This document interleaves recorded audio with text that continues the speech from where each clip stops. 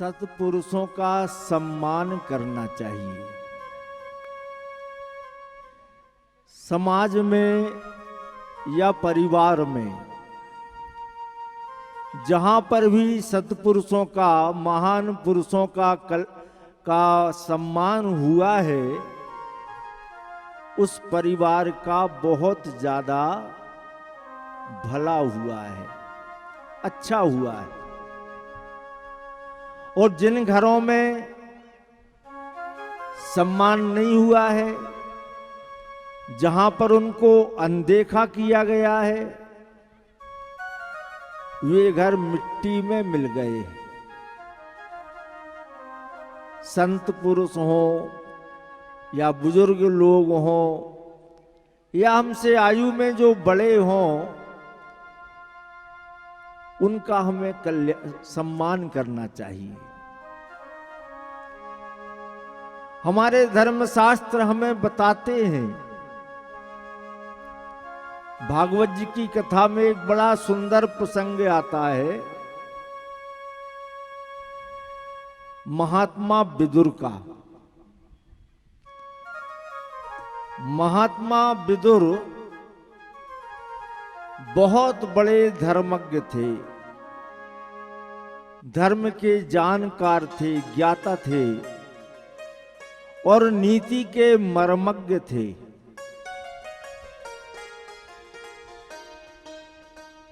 जब कौरव पांडवों का युद्ध प्रारंभ होना था, उस समय धृतराष्ट्र ने महात्मा विदुर से पूछा था कि विदुर हमें क्या करना चाहिए इस समय। उस समय महात्मा विदुर ने बहुत सुंदर बात कही थी। क्या कहा था? कहा, हे धृतराष्ट्र,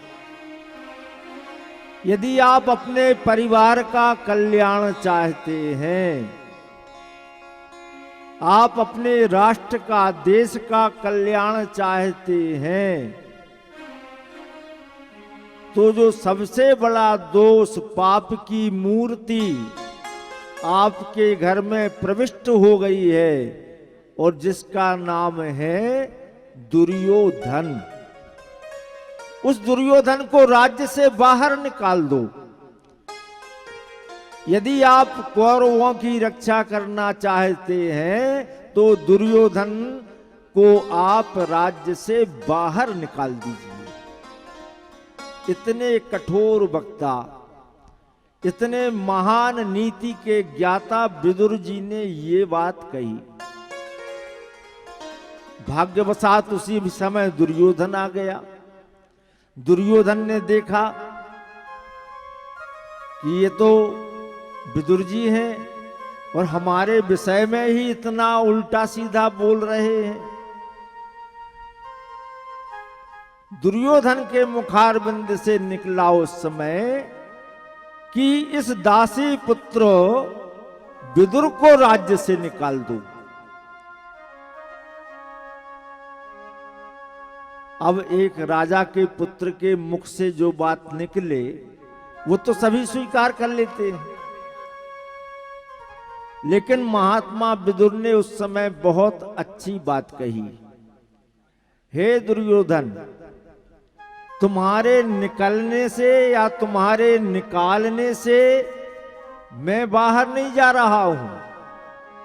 मैं स्वयं तुम्हारी दुष्प्रवृत्तियों के कारण, तुम्हारे बुरे आचरण के कारण, तुम्हारे पापाचार के कारण मैं इस राज्य को छोड़ करके जा रहा हूं। महात्मा विदुर ने ये बात कही। जब महात्मा विदुर चलने लगे तो धृतराष्ट्र से फिर समझाया, नीति युक्त बातें बताई और सब बताने के बाद अपना धनुष और अपना बाण उस राज्य सिंहासन के पास में रख दिया। क्या कारण था धनुष बाण रखने का?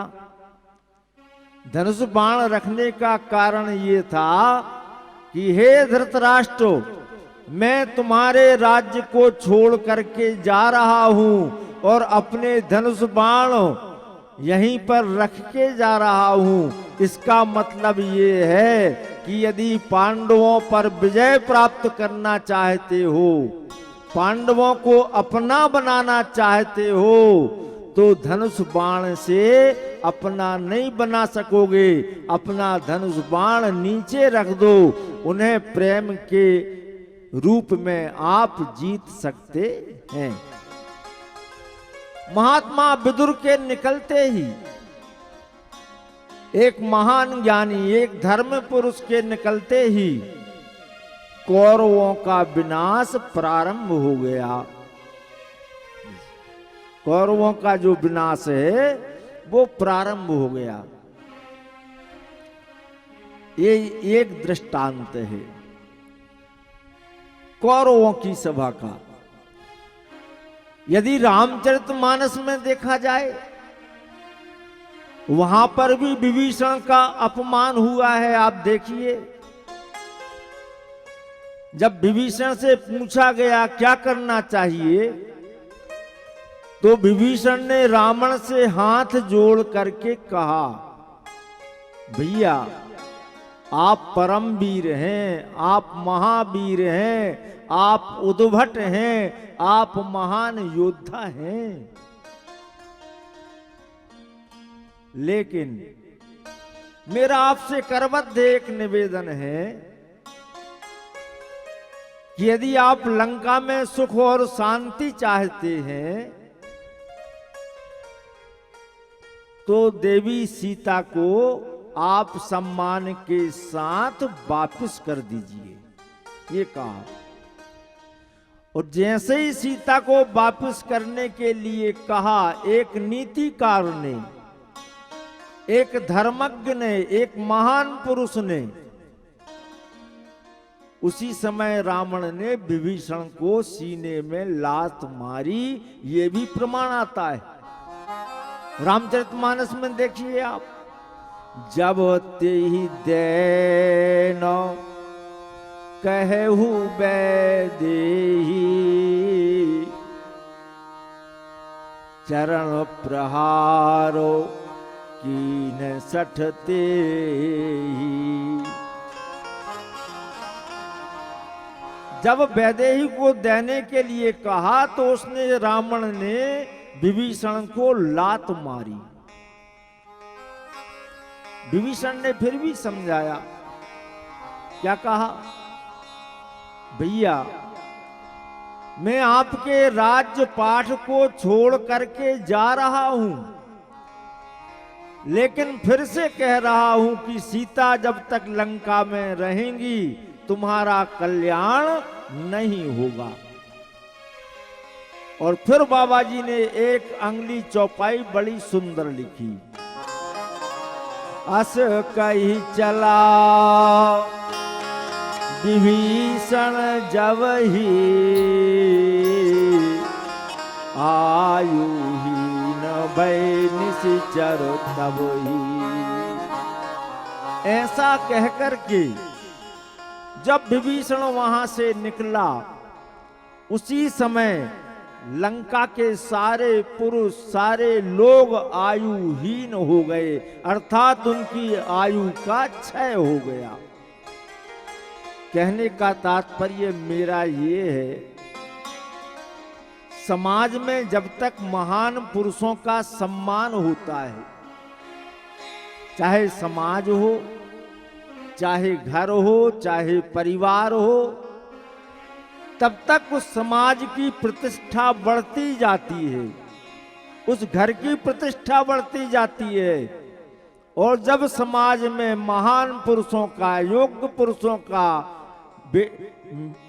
विनीत पुरुषों का अपमान होने लगता है, तब उस समाज का पतन होना शुरू हो जाता है।